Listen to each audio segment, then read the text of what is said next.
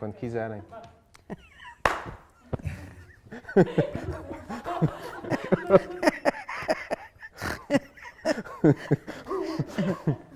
Consegues.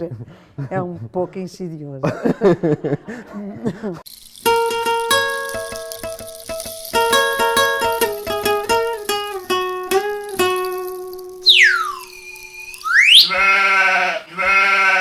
A Bruta está sediada em Cascais.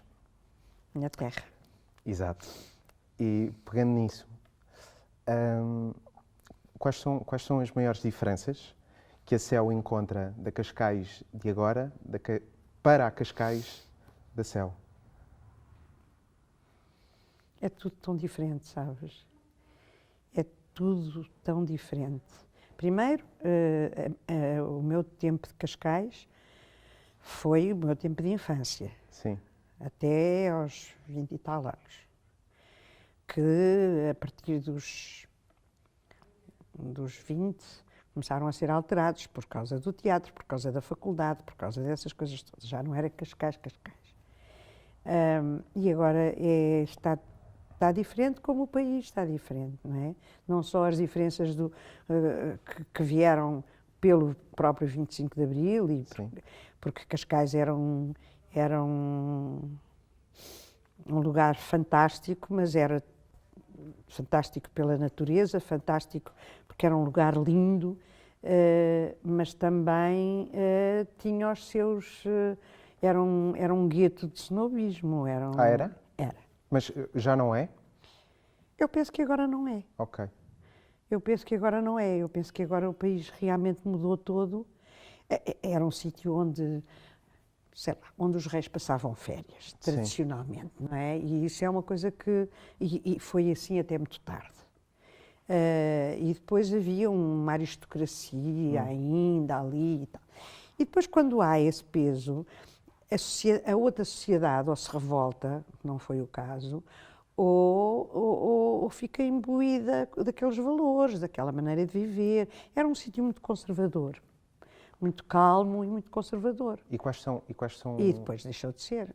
E quais são as melhores memórias, então, até aos 20 e poucos, esteve em Cascais?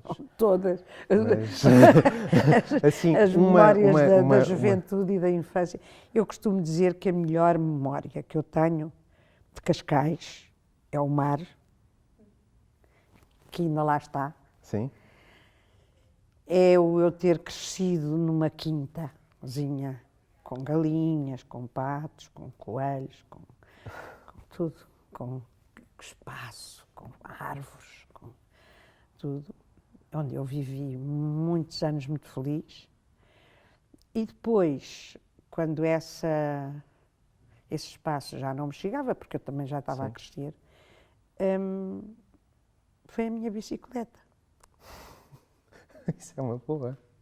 Cascais agora tem um projeto que basicamente tem bicicletas em vários pontos.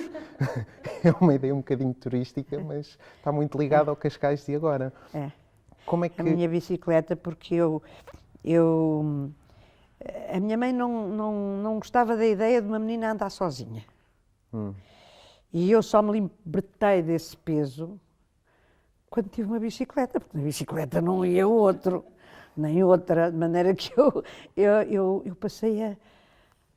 Foi a minha liberdade. Eu nunca tinha percebido o que era a liberdade, verdadeiramente, antes de ter a bicicleta. Eu ia ao guincho, eu vinha do guincho, eu ia ver os barcos, eu tocava um sinal de incêndio, eu ia ver onde é que era o incêndio, tocava um sinal de um desastre no mar, lá ia eu ver o que era o desastre no mar.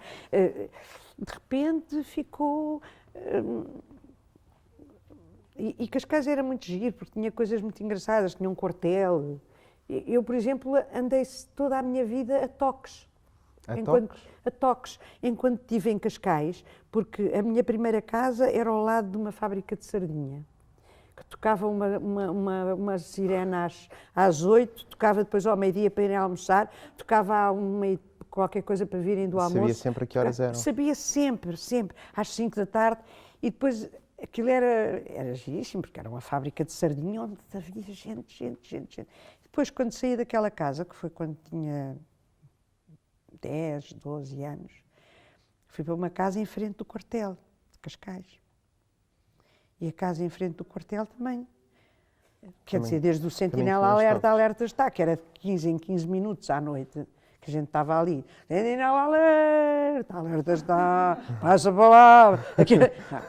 E eu quarto de hora outra vez a mesma coisa. Mas tinha tudo, tinha de hora a hora. Coisa.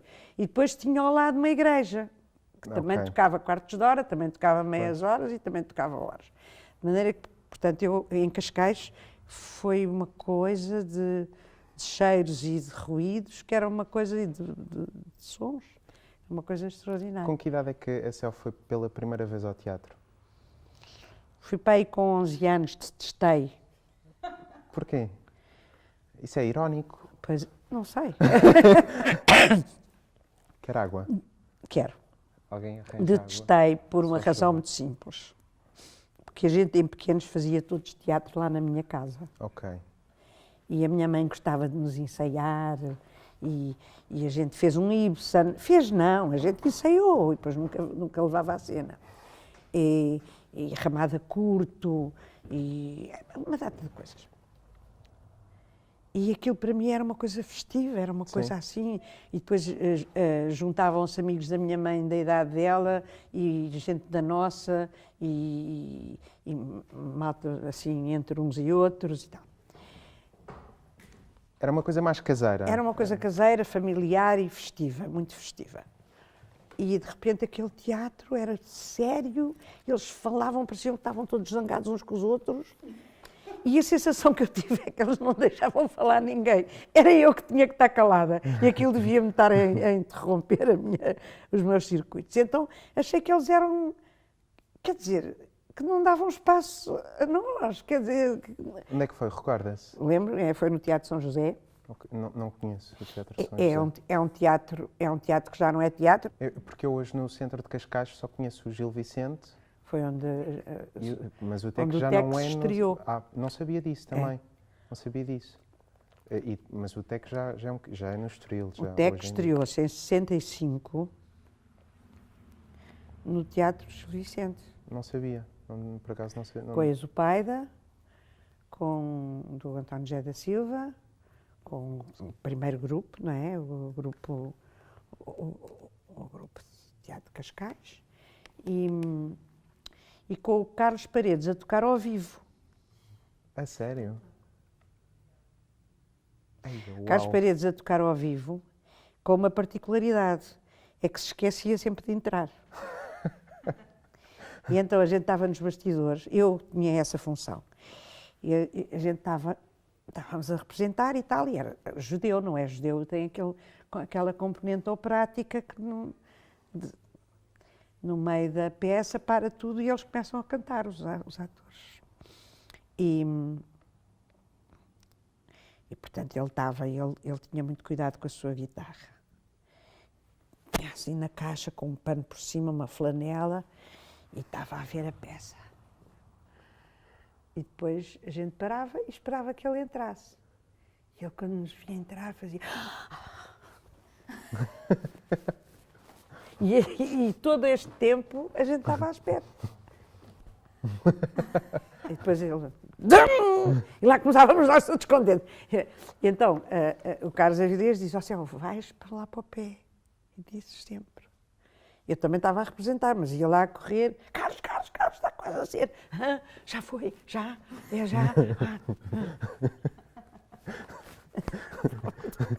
Foi extraordinário. Foi uma experiência extraordinária, porque ele era um grande artista. Um gênio, Um gênio. não é? Da guitarra. E o convívio com os génios fazem sempre muito bem. Também acho que sim. Houve, por acaso, há uns anos atrás, uma revista norte-americana, o Rolling Stone, lançou, portanto, num top 100, o Carlos Paredes como sendo um dos maiores guitarristas de todo o sempre. Isso é um privilégio. E no meio disso tudo, como é que surge, de repente, quando é que há um corte umbilical para a criação de uma barraca? Pois. Bom, eu tive... Sai de Cascais? Sim, eu tive quase a fazer 7 anos em Cascais, não cheguei a fazer os 7 anos. E ao fim de 7 anos vim para Lisboa, não havia muita coisa, não havia muita escolha. Fiquei, o que é que eu vou fazer e tal. E em Cascais tinham estado 2 grandes artistas, um era um cenógrafo, que era o Pinto de Campos, e outro era um escritor de revistas, o César Oliveira, que era extraordinário, foi o homem que inventou a Ivone Silva, e que me desafiaram para ir fazer revista. Vais fazer revista, vem. E eu, cheia de medo, lá fui. E tive 2 anos nisso, e depois o Raul Solnado desafiou-me para fazer um tartufo, e depois fiz mais não sei o quê. Que fez mais tarde também, não Fiz fez? aqui. Pois. E depois, quer dizer, o convívio com Cascais era um. Sim. E o convívio com o teatro dito comercial é outro muito diferente, não é? E eu, quando saí de Cascais, já estava com a mania, eu e mais outros colegas, já estávamos com a mania de fazer teatro como a gente queria. Ok, uma coisa vossa. Como nós queríamos. Como nós percebemos. Como nós o sentimos, como nós gostamos, como Sim. nós não sei o quê. Que era uma coisa, pronto, que tinha características especiais, como depois se veio a ver que tem. Ou não estivessem... Quantos anos é que vocês... Mais de 40? O quê? É o Teatro da Barraca. Quantos anos é que... A Barraca já tem 42. Pois, ou não tivesse o Teatro da Barraca 42 anos. Não é? Pois. E foi assim, mas eu realmente não tinha vontade de sofrer o que o Carlos Avilés sofreu, e a própria Amélia Rei Colasso, diretora do Teatro Nacional, sofreu para ter certas peças em cena. Porque, na verdade, o teatro que se fazia de mais interessante era um braço de ferro com a censura. Incrível.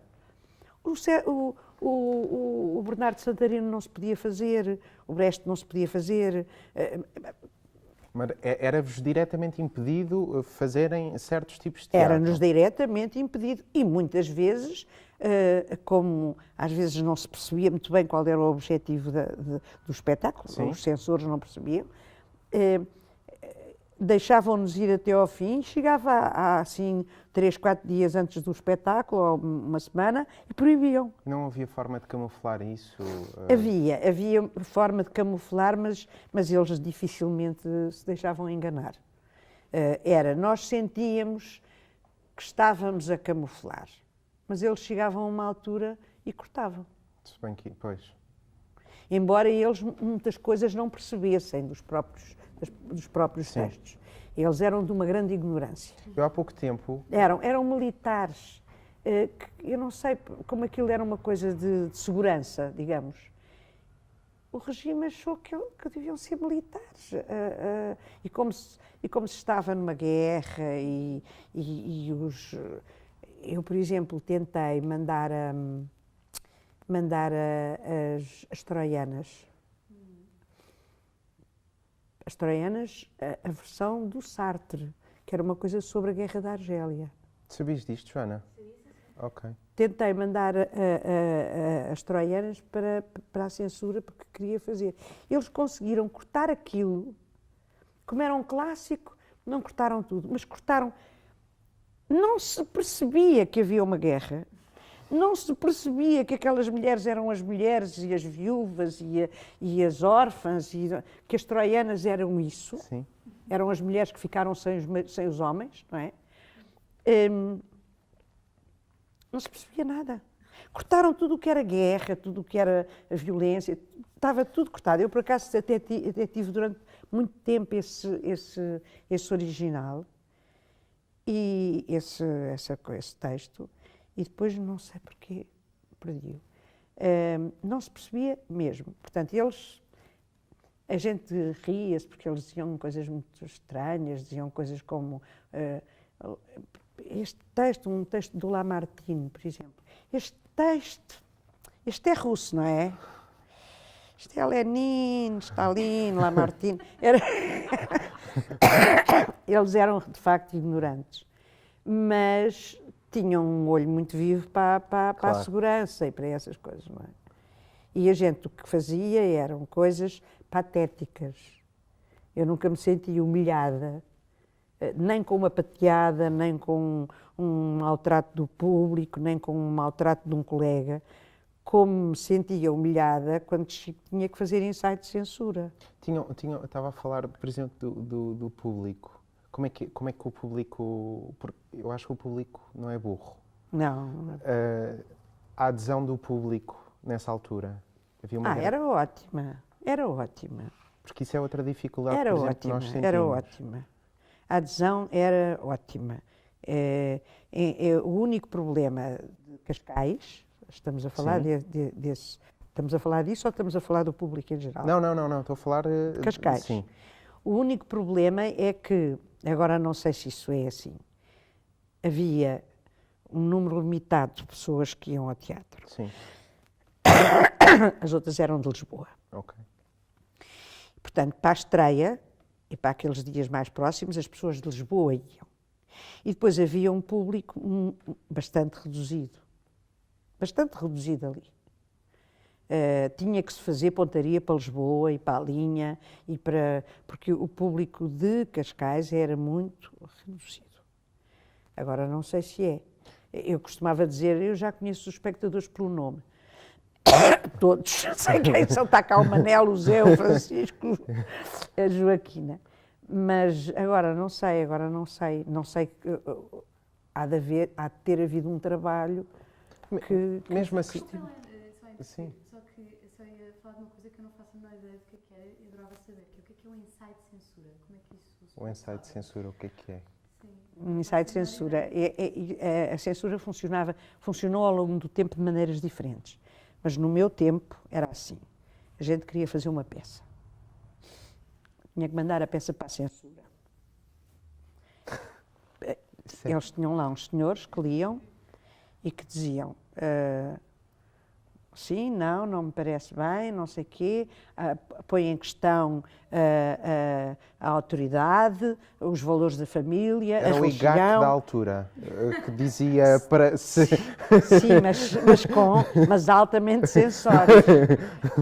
E então, muitas vezes dizia autorizado, quando era uma comédia, quando era uma coisa mais simples. Quando era menos simples e coisas que eles não percebessem, às vezes pediam para nós lá irmos e às vezes cortavam. E às vezes não cortavam e ficava em stand-by até verem.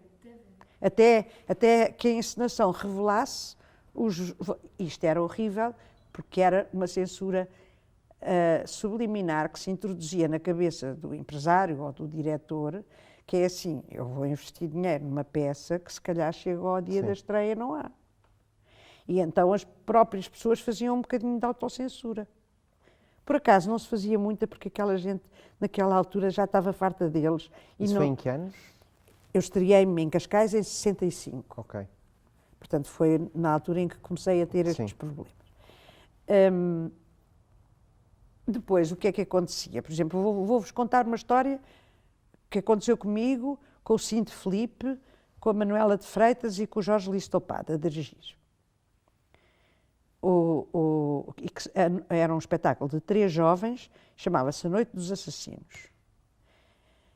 E eles não perceberam, aquilo era uma coisa em forma de psicodrama, eles não perceberam o que era aquilo. E então, a gente mandou a peça e eles disseram que não tinham percebido nada, mas achavam que aquilo era contra a autoridade, contra a família, contra as instituições e contra o Estado. E a gente foi lá e disse, não é, isto é uma coisa entre jovens, é aquela rebeldia dos jovens, não sei o quê. Então, pagámos 1.000 escudos para fazer um recurso. E pedíamos um recurso. E eles aceitavam o recurso e diziam, pronto, então agora a gente vai lá quando estiver praticamente pronto, que a gente possa ver que espetáculo é que se vai fazer. Então eles iam, assim, uma semana antes, levavam as mulheres, as amantes, levavam quem eles queriam, enchiam A plateia. A plateia, a primeira fila, assim. E ficavam a olhar para nós assim, e a sentar coisas.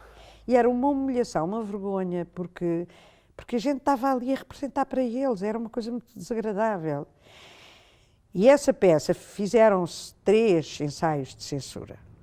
Mas porque eles não aprovavam o primeiro? Não aprovavam o primeiro, achavam que tinham que discutir ainda mais um bocado aquilo, porque aquilo era estranho, não sei o quê e tal, tal. E iam embora e a gente pedia outra vez e dizia, abrandem agora ali um bocadinho de não sei o quê e tirem um bocado aquela coisa, aquela zanga ali. E a gente dizia que sim. E depois voltavam. Fizeram 3. E ao fim do terceiro, o Cinde, a Manela, eu e o Listopado fomos para o Hotel Bahia e estavam os censores todos numa mesa a discutirem, vermelhos de indignação, mas não eram uns com os outros, eram connosco. Eles estavam com um ódio connosco. E pronto, e a peça foi proibida. E proibida mesmo. E depois nós... Alguma vez chegou a ser feita? Depois do 25 de Abril, sim. Quais foram... Nos cómicos. Portanto, uma companhia chamada Os Cómicos. Houve uma grande diferença pós 25 de Abril. E acabou a censura. E de repente começam a fazer... Acabou a censura. Pois. É tão diferente como... Foi o dia mais feliz da minha vida na política. Como é que o recorda? Como é que foi? Como é que o recordo? Olha, aquela pergunta recordo-me a subir pela escada acima do edifício da censura. Eu não sei o que é que fui lá fazer, mas estava gente cá fora. Eu estava tão contente, porque eu já tinha tido uma data de coisas censuradas. As Troianas, A Noite dos Assassinos, números de revista. Sim. Por exemplo, nós, nas revistas, eu lembro-me que o João Perry estava a fazer uma revista em que eu entrava também. Entrávamos vários. Foi uma altura em que os jovens quiseram, naquela altura jovens, quiseram fazer revista. E jovens de uma certa categoria cultural, que sabiam ler e escrever e gostavam. E quando se faz um determinado trabalho, a gente chega e diz, normalmente são 3 números, eu tenho 3 números. E começo a trabalhá-los e depois outras coisas que entro com outras pessoas. Começo a trabalhá-los. Quase como tem 3 números onde é o protagonista. Onde é o protagonista, sim. Exatamente. Depois tenho outras coisas em que somos 4, somos 2, somos 3. E ao fim quando chegou a censura, cortaram-me logo um número. Era o Tonto da Aldeia. Era o Tonto da Aldeia. Era uma coisa banalíssima, que só dizia, é um rio, e depois à esquerda está não sei o quê, e à direita está não sei o quê. E era só falar o que está à esquerda e à direita. Era só para dizer, à esquerda estão não sei quem, e à direita estão não sei quem. E à esquerda, e depois eu vou pelo rio, e depois vem dali das esquerdas, vem não sei quê. Pronto. E foi censurado. Foi censurado. E depois o escritor da revista foi lá e pagou os tais 1000 euros. Os tais 1000 escudos. 1000 escudos. E depois pediu um recurso. E o recurso veio então, com alguns cortes, que eu podia fazer, mas se saísse de Lisboa não podia. Havia uma diferença para o público de Lisboa e para o público fora de Lisboa. Havia. E havia uma diferença para o público de elite e para o público de populares. E como é que eles conseguiam... Por os lugares. Por exemplo, na Casa da Comédia, no Teatro Universitário, até mesmo em Cascais, nós estávamos autorizados a fazer mais coisas do que num teatro grande, popular, onde fosse muita gente. Aí era o mais... Recorda-se, ou pelo menos qual foi aquela que lhe deu mais prazer pós 25 de Abril? Recorda-se da primeira peça que fez? Recordo, estou no meio de recordar, chamava-se Liberdade, Liberdade. Recordo muito bem, foi fantástica, foi uma coisa que se fez no Vilaré. Era eu, o Perry, o Sérgio Godinho, um diretor português que foi para o Brasil e que depois ficou praticamente lá, que tinha sido cá professor nas universidades de teatro, das coisas de teatro, que era o Luís de Lima, que era mimo. Sim. A música era do Zé Mário Branco. Quem tocava eram vários, mas, enfim, aquele inesquecível é o Júlio Pereira. Era assim um grupo muito, muito giro. Eram 3 atores em cena e a história, não tinha história, aquilo eram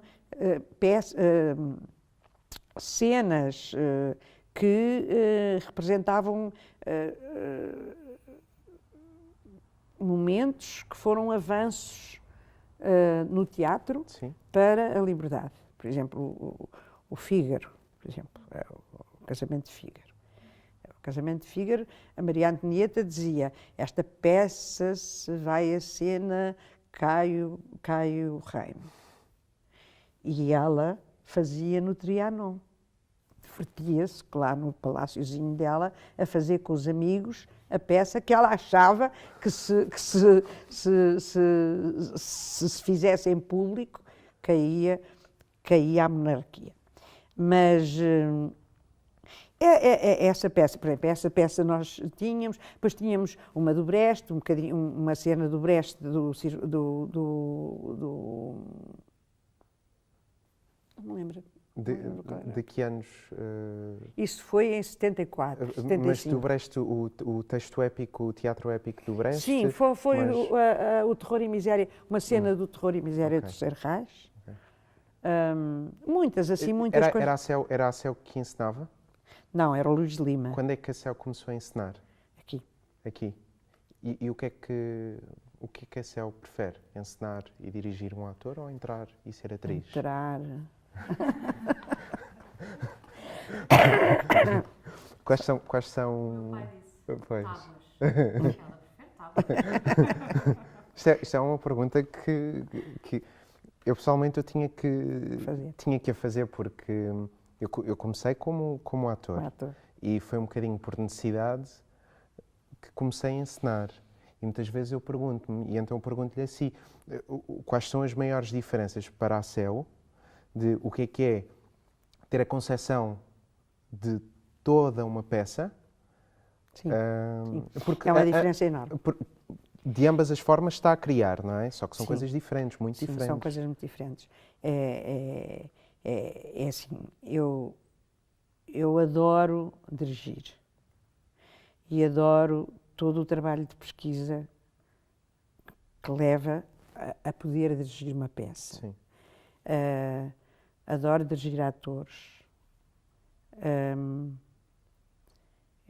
E isso é tudo o que pede uma encenação. Ter um olhar sobre uma peça, ter uma opinião, ter uma leitura, pôr essa opinião cá fora, que às vezes nem é que se vê em primeiro lugar, Sim. mas eu quero fazer isto assim. Porque eu acho que o encenador muitas vezes acaba por ter quase como tem um papel um bocado pedagógico. Não é só, depende também dos encenadores, não é? Como é óbvio, mas pelo menos da experiência que eu tive, via muitas vezes o papel do encenador como um professor. Como alguém que sabe mais sobre aquela peça. Sobre aquela peça, mas não sobre seja... aquela peça. Exato. Porque a estudou, exatamente. Porque a aprofundou, porque teve tempo, porque se dispôs a fazer esse trabalho. Exatamente. Pois, claro. Mas também é muito bom, eu, por exemplo, estudo. Uma peça que vamos fazer. E depois gosto de ter só meia dúzia de ideias sobre as coisas. Vai criando? Ok. Não gosto de ter o trabalho fechado, a ideia. Eu estou a dizer isto e agora há pouco tempo dirigi uma peça em que eu tinha o trabalho fechado. E foi muito mais fácil. Foi qual? Foi a Mariana Pineda, do Lorca. E foi muito mais fácil. Eu adorei. Foi muito mais rápido. Foi muito mais... Eu passei um verão no Pico, só numa mesa de pedra, só com a Mariana Pineda, o Lorca, o não sei o quê, pronto, só. Os atores todos em cena. Não, e quando aqui cheguei, demorei 1 mês e 10 dias a montar a peça, mesmo o que assim, é muito pouco, pois. muito pouco. Portanto, fazer cenografia, fazer figurinos, fazer não sei o quê, porque eu gosto de fazer essas coisas. Já me disseram todas. que a Céu é uma excelente figurinista também, Gosto de fazer, não é? gosto de fazer. Gosto de começar assim e quando estou a acordar de manhã começo a ver o espetáculo e eles a fazerem e aquilo tudo e depois qualquer pessoa que faça essas coisas para mim está-se a intrometer nesses sonhos. Está ali um bocadinho a mais. Mas há outras peças em que tu sentes que aquele artista com quem tu já trabalhaste muito, que tu conheces muito, que sabes que sabe muito daquilo, te pode dar uma enorme ajuda e te pode surpreender e te pode ajudar. Isto não é para... E dá esse espaço para... Claro, sim. claro. Eu trabalho muitas vezes com figurinistas, com músicos, que é uma alegria. Mas de certa forma tiram-lhe um peso das costas, porque sabe que pode confiar. Claro. E que me vão surpreender já Pronto, agora. E então agora do lado do ator, por exemplo, porque se eu me puser no lado do ator em que estou a ser encenado pela Maria do Céu, eu sei que a probabilidade do resultado final ser muito bom vai ser muito alta. O que acaba por ser um peso também muito grande para o encenador. Pois. Não é? Pois, mas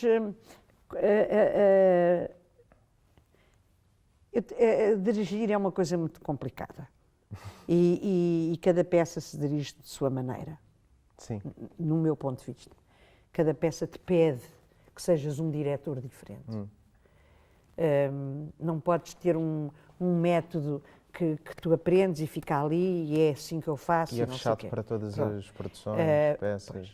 Eu lembro-me que eu dirigi aqui uma peça a partir de um romance do Zé Saramago, A Claraboia, Sim.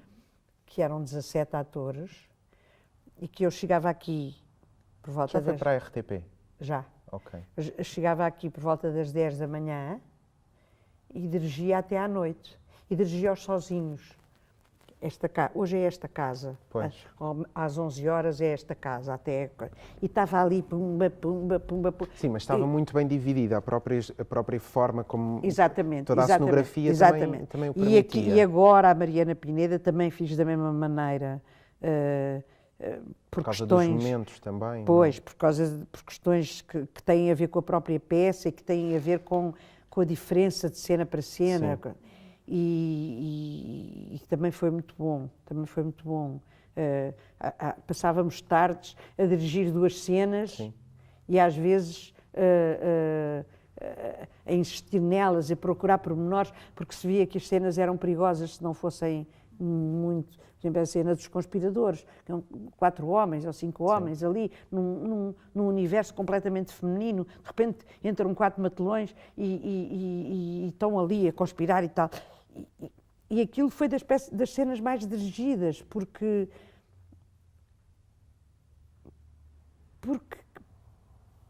corria o risco de ser uma mosca no leite, percebes? Sim. De repente está um leitinho, pim, uma coisa preta no meio do... E foi muito preciso, os atores eram ótimos e não sei o quê. Portanto, eu acho que cada peça, cada cena, cada coisa, exige que tu sejas um diretor especial. Isso pode ser um bom conselho para... por exemplo, o que é que... ter um método, mas o que é que uma nova companhia não pode esquecer? Ou seja, nós, enquanto...